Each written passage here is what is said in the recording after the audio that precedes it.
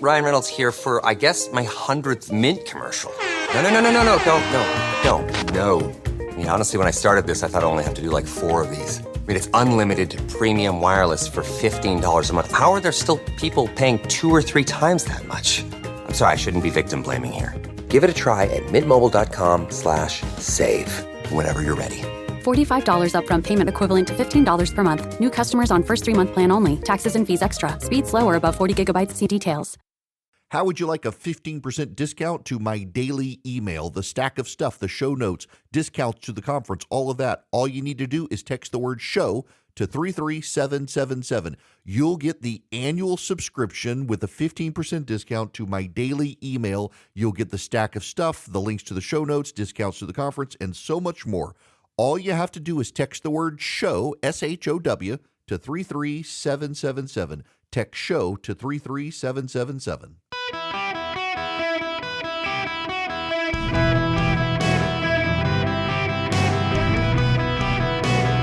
Welcome to the Eric Erickson Show podcast, Hour 3. Hello, America. It's Eric Erickson here. The phone number, if you want to be on the Eric Erickson Show, 877-973-7425. Should you wish to be here, I'm happy to be. Okay, this just popped in my head. This is the problem. Unscripted radio here. You'd be amazed at the number of people who think that I have a script, but nonetheless, this came up last night. So I did this event with the audience, with listeners in Jacksonville, Florida last night. It came up in an interview I did this morning here at WOKV. It came up with listeners last night. Eric Erickson is my real name. It is not a stage name. I assure you, were it a stage name, I could come up with a more creative name than having the first name and the last name be the same name. But it always flabbergasts me, the number of people come up and say, so what's your real name? Actually, my first name is Eric Woods. That's my real Eric Woods is my first name. The only people who call me that are my parents, my sisters, and my wife when I'm in trouble with my wife. Everybody else, it's just Eric. You would be amazed, however, the number of people who cannot pronounce my last name. Oh, you think it's easy. Erickson. No. In Middle Georgia, with people who lack teeth, it is Arickerson. And I don't know why. Eric Arickerson. My wife did not believe me until we got married, and she had to go to the DMV to change her name. Her middle name, she's named after Vivian Lee, Leigh. And the woman at the DMV starts calling for Miss Arickerson. And finally came up to my wife and said, aren't you Miss Arickerson? At which moment my wife realized I was telling the God's honest truth. People can't pronounce our last name if they lack teeth and live in Middle Georgia. And the woman looked at my wife and she says, ma'am, would you like to be your middle name to be Arnold Arickerson? Or do you want to keep Leigh Arickerson? She went with Arnold.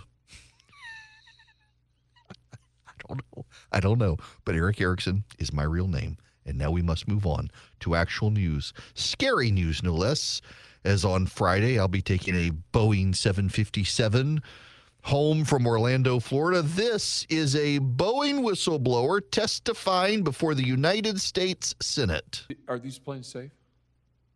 Right now, I would not. It's like an earthquake. The big earthquake is coming, but when that hits the building that, let's say if you're talking of a building, have to be prepared to accommodate that type of a, let's say, shakeup.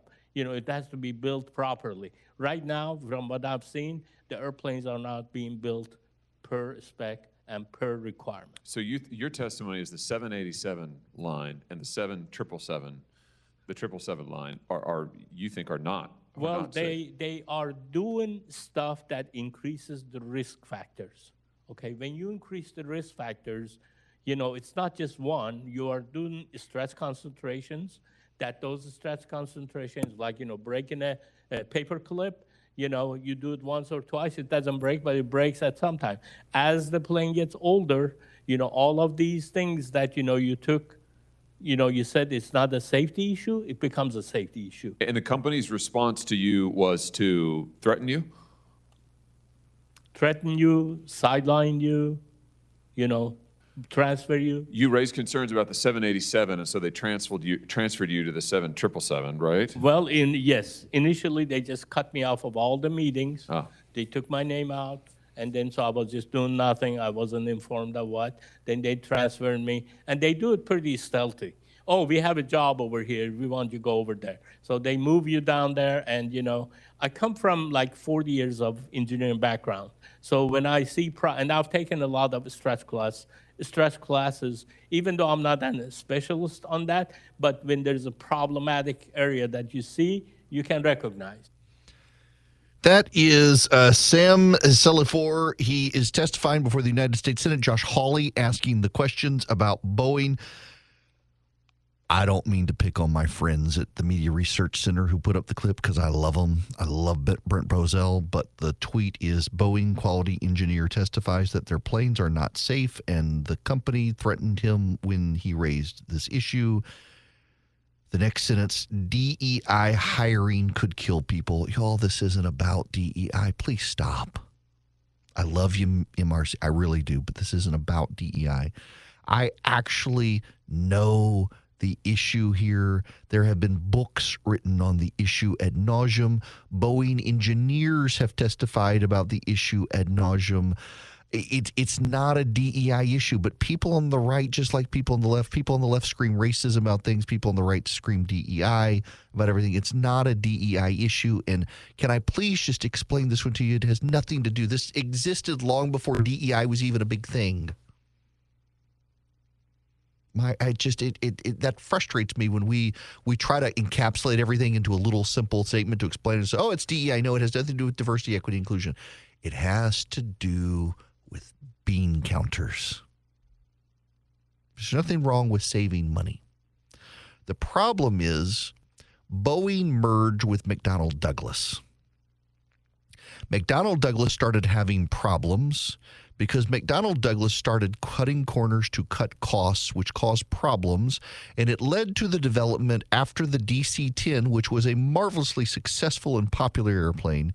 It led to the development of the MD-11. The MD-11 was the successor to the DC-10.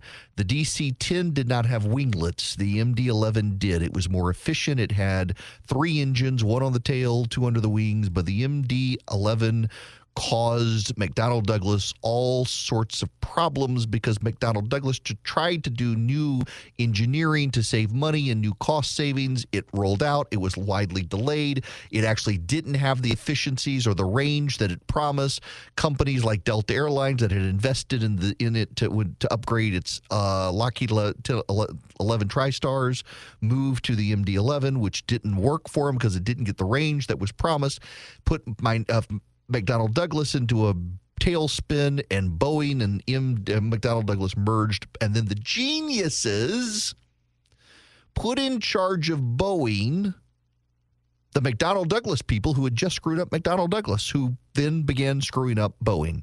And what did they do? To save money, they started cutting safety inspectors. And then they got into outsourcing safety inspections. So instead of having people at the assembly plants to do the safety inspections, they were sending stuff to India because it was cheaper to send stuff to India for cheap inspectors and then sending it back. And then they started selling off bits of the company and letting other companies manufacture parts of the plane so they could save on labor costs and using third parties and things like that. It was all about accounting and saving money. And they elevated accounting for shareholder value and devalued safety. They pushed safety inspectors away. They reduced the number of engineers. They brought in people who hadn't worked as long to be able to save on labor costs. And the chickens have come home to roost. They weren't firing and hiring based on diversity, equity, inclusion. They were firing and hiring based on cheap labor versus the longtime people who had stayed there. And when engineers started complaining about the safety standards degrading, Boeing started shifting those people around and ultimately laying those people off. This is not DEI. This is your standard company got greedy problem. That's what happened. You talk to any number of Boeing engineers around the country, and they'll tell you that's the problem. It's not, yes. Is there a DEI problem at Boeing? I'm sure there is. At every major Fortune 500 company now there is. But that's not causing the problem with the planes. What's causing the problem with the planes is they decided to reduce the number of safety inspectors. They decided to reduce the long experienced engineers by laying off the old guys and bringing in young guys without as much experience, and they lost institutional knowledge, and then they lost the safety checks to make sure the institutional knowledge had been retained. It was all about money. Stop blaming DEI for everything when it's not true. It becomes a short, sweet little nugget for you to understand, but your understanding leads you to untruth. It leads you down the path of NPR. It leads you to the idiot girl from TPUSA who believes that Chick-fil-A and Big Pharma are in a conspiracy together to make you fat because you yourself have no volition and can't choose not to get in the Chick-fil-A line. You must eat Jesus's chicken sandwich or else you go to hell, so you do. When did our side become so short-sighted?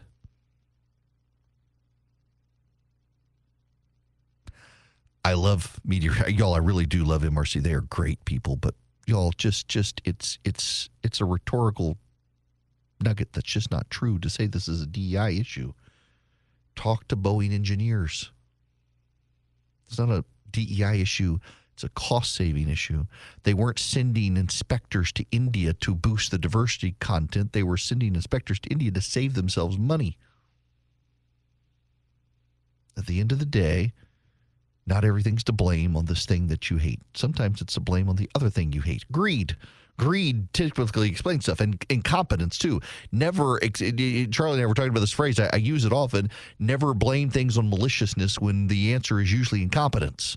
It is always, almost always, incompetence that leads us down these paths. So, but that's nerve-wracking. I'm going to be flying on a Boeing plane in 2 days. No, it's a Delta 757, and Delta's got great safety inspectors themselves. And Delta's been flying older Boeing planes. In fact, it's not a coincidence that the airlines that have the newest Boeing fleets are the ones with the problems. Most, if not all, of Delta's newer planes are Airbus planes. And Airbus isn't a perfect company by any means, by the way. Airbus has its own problems, and I've always preferred Boeing to Airbus for a lot of reasons. Airbus planes are made by European committees, and Lord knows how inefficient that is. But they've been holding up a whole lot better than the Boeing planes lately, the new Boeing planes. But the older 757s and stuff like that, I wish they'd bring back the Lockheed TriStar. Still my favorite plane. I love the Lockheed TriStar. Had an incredible record. But you know the safest plane in the sky, the plane with one of the best safety records? The Boeing 777. It's a brilliant long-distance plane. It's a brilliant, brilliant plane. The Boeing 777 has a near flawless safety record. The Russians shot one down, and a Malaysian Airlines captain drove one into the Indian Ocean, but neither of those were Boeing's fault. It's a great, safe plane. I've been in a plane crash in a 747 one time. It was a great, safe plane. Protect us all. Everybody got out just fine. But there are problems now.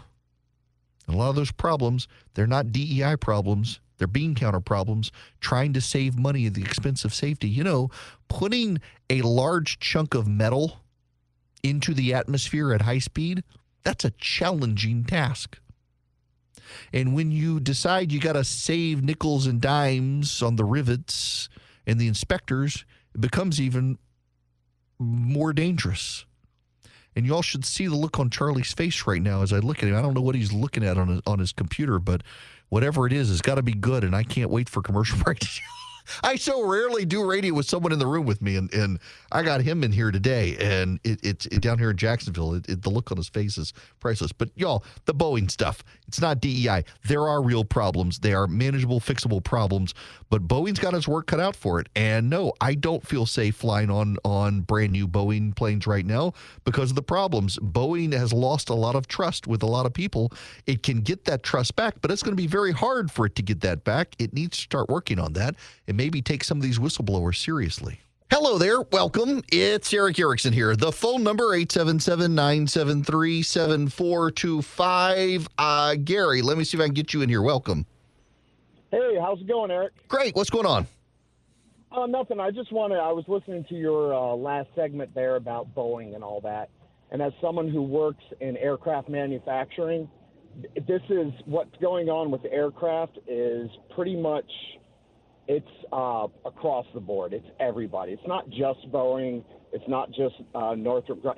It's pretty much everywhere. COVID really hit us hard, and they tried to save a lot of money in manufacturing. And unfortunately, quality is an overhead of most, or actually all aircraft manufacturing.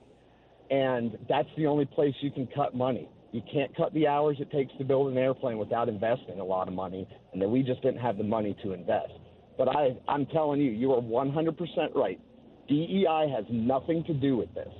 This is strictly cost savings to try to get through when companies were losing sales through COVID and all that, and maybe even before that. But that's what I've seen in the industry. Well, and look, you're there, and I appreciate this. And even before COVID, I will say, Boeing, talking to Boeing engineers in particular, a number of whom I've known over the years, they were raising these issues. In fact, a lot of the prominent Boeing whistleblowers were going back to 2015, 2016, where management did decide to start altering how they did their safety inspections. And again, it wasn't DEI. It really was about we've got to save money because costs are going up. We can't charge our customers. And also, this came at the same time, we got to remember, that the Fed stopped subsidizing Boeing as much as the Import-Export Bank, which they'd gotten reliant upon. And I've been in aviation my whole life, over 40 years now, and I can tell you that you can put all the DEI you want. Aviation maintenance is male-dominated, white male-dominated. It's about 95% male and 5% everybody else. That's who applies for these jobs. These are the people who go to the military to do these jobs. You can DEI all you want, but that's who you're going to have actually building this stuff. Yeah. All that DEI stuff would only affect a lot of the operation stuff like that. I'm telling you, there is no company out there that is going to select, gender or race over skill for the most part to build an aircraft. There's just too much at stake. You're right. That might make me sound horrible, but it's true. No, that is, and I think that's something that's like, it's DEIC. Yeah, they missed that. You're not going to put. You're not going to put a French interpreter in charge of actually building the aircraft. You are going to put engineers there. You may actually fire or lay off the old guy for the young guy because his labor's cheaper. Right.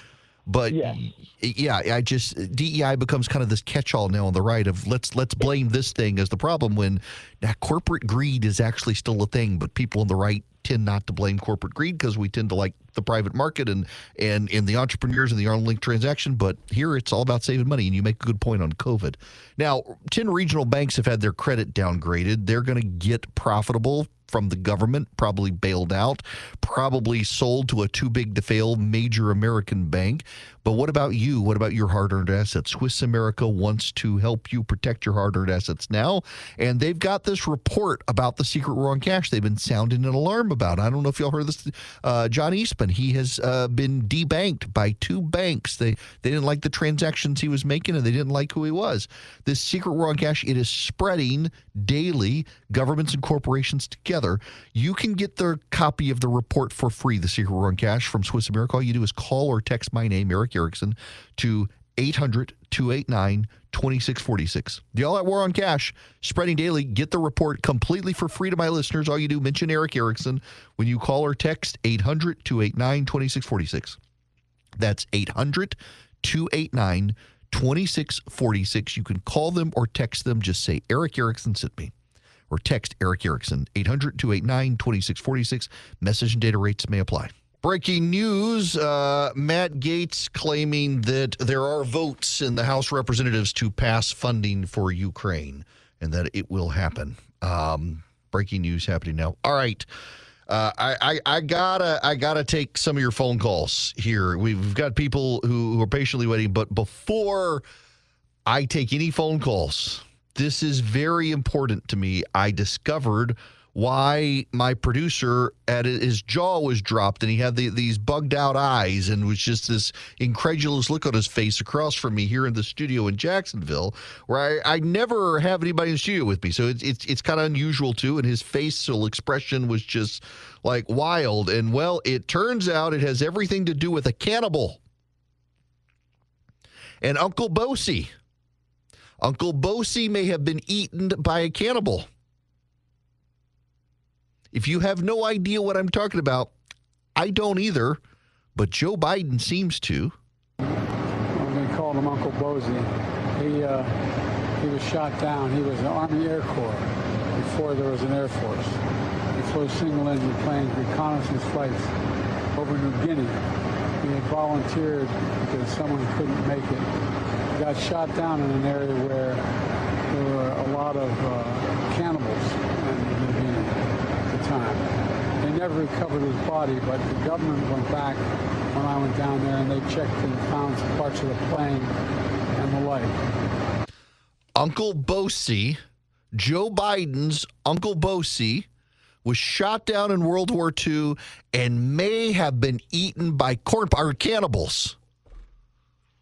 Corn Pop may have eaten him too, but it could have been the cannibals. The cannibals could have popped him like corn and munched. I don't know, but Uncle Bosie is dead, y'all. Then the government found his plane for Joe Biden. Years later, they found Uncle Bosie's plane, but you know what they did not find? Bones. They never found Uncle Bosie's bones.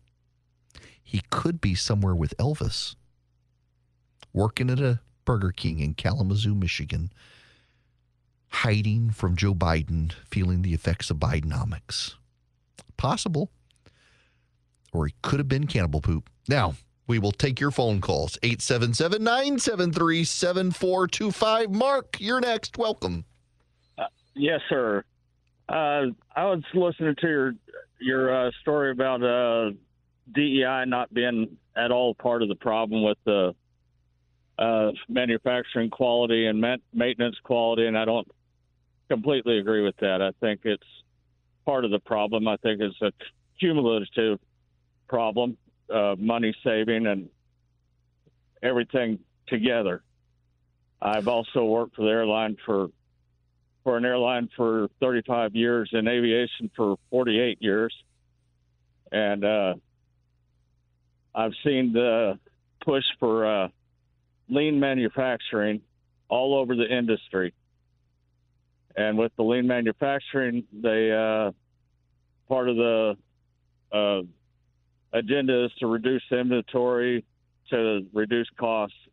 They reduce inventory that might work okay for a manufacturing place, but for a maintenance place, it doesn't work at all. Yeah, look, I think that's true, but I don't think, Mark, that's DEI. Now, on the airline side of things, undoubtedly you're seeing DEI at the airlines, absolutely, in the airline industry. But on the manufacturing side of it, I think it absolutely is to cut costs. It's not a DEI thing, and this does go back well before DEI was a thing. If you talk to the Boeing engineers and the maintenance facilities and the plant workers and stuff, this was all about, after the merger with McDonnell Douglas and the financial impact of that Boeing needed to save money. It wasn't, they could face save and say, well, we're hiring women and non-white people, but it was actually for cheap labor, as opposed to the old white guys who had been there for so long making salaries that they could hide behind it. But it was all about saving money. Yeah, absolutely, though. You are right. The airlines, though, different from the manufacturers, the airlines, yeah, you see DEI there a lot at the airlines. I mean, my gosh, watch the videos, the startup videos on the airplanes now. They've got to have every race, every gender. I mean, you got the Z's, the Zers, the hims, the hers, everybody in the videos trying to represent everybody equally. Walk down the jetway onto the plane. You're going to see the posters of the same-sex couple, the heterosexual couple, the couple where you don't know which one's the woman and which one's the man, and the alien couples, the illegal immigrants, the tattooed people. You're going to see it all when you walk. They want to represent everybody. The marketing people, they are all into, we must make everyone feel welcome.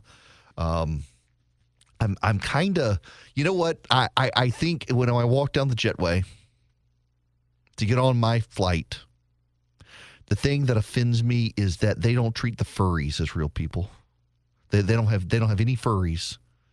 We can't really be inclusive of people's proclivities unless we have some furries represented in the in-flight pictures as well. I mean, you can have the same-sex couple and the transgender couple and the couple where you're not sure who's the man and who's the woman, but unless you have somebody in a rabbit costume kissing the person in the dog costume, sitting there in first class, drinking their drinks, there's no real diversity there. Shame on them.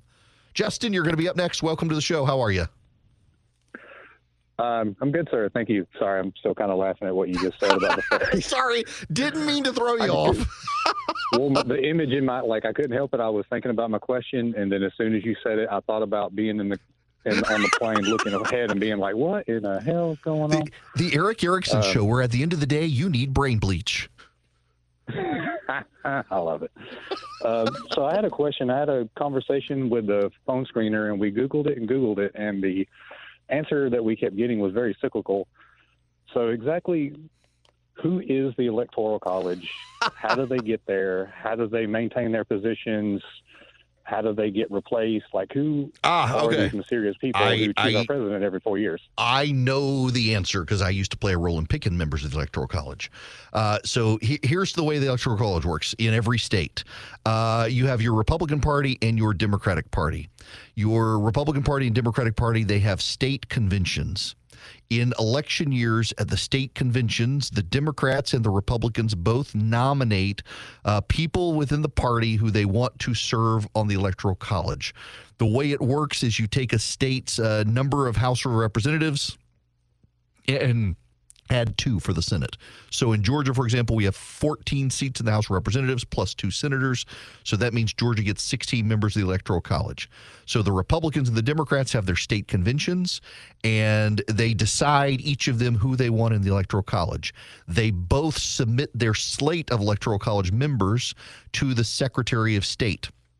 When the popular vote is conducted on the first Tuesday after the first Monday in November, whoever wins the popular vote in that state determines whose party slate of electors will make up the Electoral College. The Secretary of State then certifies that slate as the Electoral College and convenes them in the state capitol building of their respective state on December 18th or 19th, I can't remember, I think 18th of the election year. They certify the names. Those people are the Electoral College. They each cast a vote. They sign their name by who they voted. It's certified by the Secretary of State, and it's forwarded on to the United States House of Representatives for certification on January 3rd of the following year. All right, that is my question. That's much more helpful than Google. Thank you very much. Why, thank you. I'm like Vision Computers. 15 seconds or less, you get your answer. Thanks, Justin. Yep, you call Vision Computers at 404-COMPUTE for your tech questions. You call Eric Erickson at 877-973-7425 for your constitutional questions, and I can provide you the answer. I used to do this. So when I was a lawyer, and I did election law, I had to do this in to the 2004 slate of electors in the state of Georgia. That was one of the things that I had to help with. So seriously, so each party, the way it typically works in states is you have a county convention for the Republicans and the Democrats. And you have someone from each precinct. You have people from each precinct. They get together. They have their precinct meetings. They nominate people to go to their county meeting. So you go to the county meeting. In the county meeting, you nominate the people who goes to the congressional district meeting. And those people go to the congressional district meeting. In the congressional district, you nominate who goes to the state meeting. And then you get to the state meeting, and then they decide one for each congressional district, someone from each congressional district to be in the Electoral College, plus 2 statewide people to represent the Senate count. In Georgia, for at least it's 16, 14 House, 2 Senate. They give the names to the Secretary of State. The Democrats do the same. Whoever wins popular vote, those people get certified. They become the Electoral College. They cast their votes. They sign their names. It goes to Congress under the seal of the Secretary of State of the state, and then Congress opens those on January 3rd or the first Monday after January 3rd if it's on a Saturday or Sunday, and they have the Electoral College vote. That's the way it works. Now, all right, let's move on, because Joe, probably I'm seeing what he wants to talk about. He has perhaps the most useful information of any caller to the show today, where I will learn something from Joe. Welcome, Joe. How are you? I'm doing great, Eric. I'm shocked that I'm 3 for 3 in calling in and getting through after 30 years of never being able to get through to Rush. 3 for 3. Okay. And now, wait. I want to explain this for you, because until I guest hosted for Rush, I had made it through one time in my entire life, and Snurdly hung up on me because he didn't think I had a useful point. But there's always the busy signal when you call Rush, and I'm trying to get to that point. But here's the problem. With Rush Limbaugh, he had 3 lines. So you got millions of people calling, and he's only got 3 lines.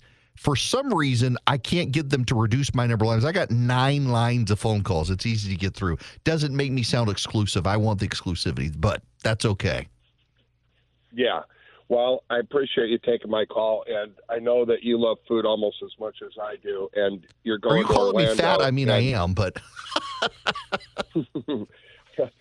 Orlando has 2 fantastic places to eat that are both, it's Chicago food, which of course is the greatest in the world in my opinion. But Portillo's is a place you got to go to. Oh, I love they have Portillo's. Phenomenal hot dogs, and they have Italian beef sandwiches that are to die for. Uh-huh. And of course, Giordano's deep dish pizza, phenomenal. They have them in Orlando. Okay, so, all right, Joe, we need to pause for a moment and just recognize that I'm going to Orlando, Florida, and you're calling to recommend 2 Chicago restaurants that have franchises in Orlando. That's right. Don't eat Georgia, local, Erickson. Eat Chicago. Right. That's right.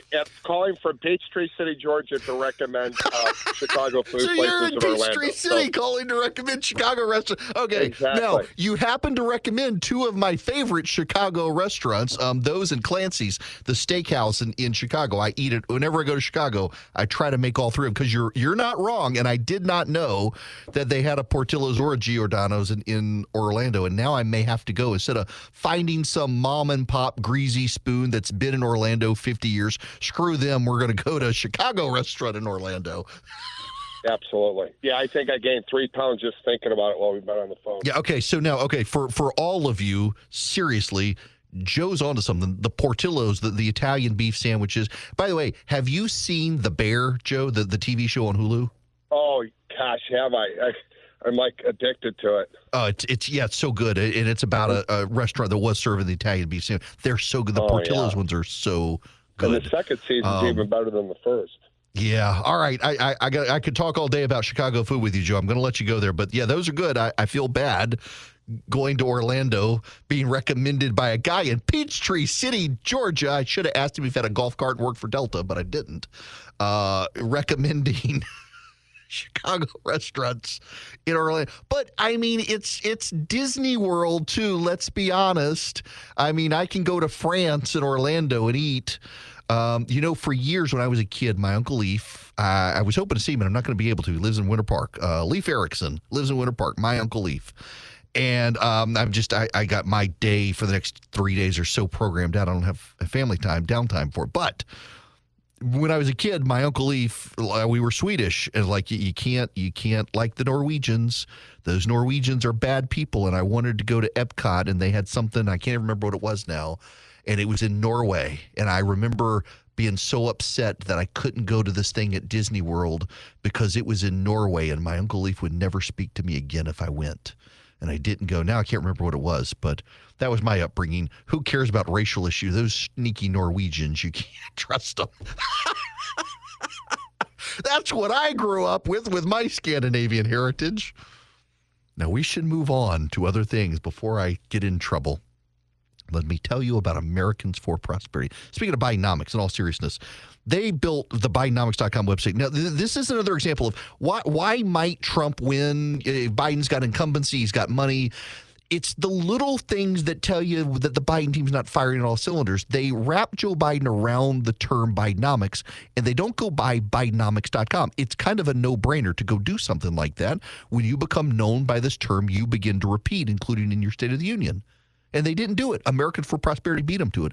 They bought Bidenomics.com, and they set up this website to give you all of the facts about Joe Biden's economy, how bad it is, how it actually relates to you as a person. And essentially what they do on this website, go to Bidenomics.com. You can see for yourself. Here's Joe Biden's quote, and here's the truth. Here's the quote. Here's the truth. They make it very easy to share all this stuff with your friends. It's a very great website. It is Bidenomics.com. It is brought to you by the folks at Americans for Prosperity, and that they did this and that the Biden team is a warning sign the Biden team's not firing on all cylinders, but that Americans for Prosperity is. Ladies and gentlemen, there's breaking news I have to bring you here. It is Eric Erickson across the nation, and this actually is a pretty big bombshell. It has just dropped at Politico. They have confirmed it. The Chinese embassy in Washington, D.C. has been inviting congressional staffers to briefings on the Chinese embassy's grounds on why Congress should not force ByteDance to separate from TikTok.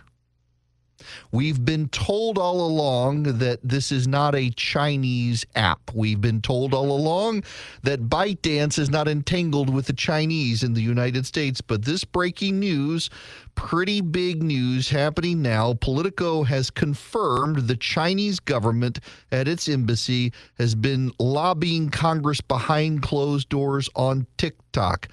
This is from Haley Fuchs at Politico. Quote, the Chinese embassy has held meetings with congressional staff to lobby against the legislation that would force a sale of TikTok, according to two Capitol Hill staffers. Diplomats from the Chinese embassy met with Hill offices to push talking points defending the staff. TikTok said in a statement the embassy meetings were, quote, news to us, and it's absurd to ask us to comment on anonymous sources we know nothing about. Since the bill's introduction, we've been publicly vocal about why we oppose the ban bill, says Alec Horrick, a TikTok spokesperson. This so-called reporting doesn't pass the smell test, and it's irresponsible for Politico to print it. In a separate phone call to set up a meeting, an embassy official said that the Chinese ambassador was interested in discussing, among other matters, the House's TikTok bill, according to a third staffer, a Democratic Senate aide who was approached.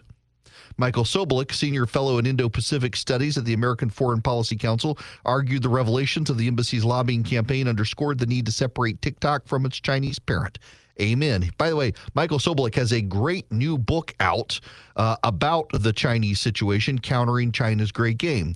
This is breaking news from Politico. TikTok says it does not merit news reporting because it's anonymous sources, one of whom is a Democratic Senate staffer whose name Politico is not giving, saying the Chinese ambassador to the United States has been scheduling private meetings at the Chinese embassy to try to scuttle the forced sale of TikTok from ByteDance. Tells you everything you need to know about why TikTok is a bad idea and why it should be shut down if we allow China to maintain control of that app, because it is a spy app by the Chinese government designed to indoctrinate your children into communism. TikTok, delenda est.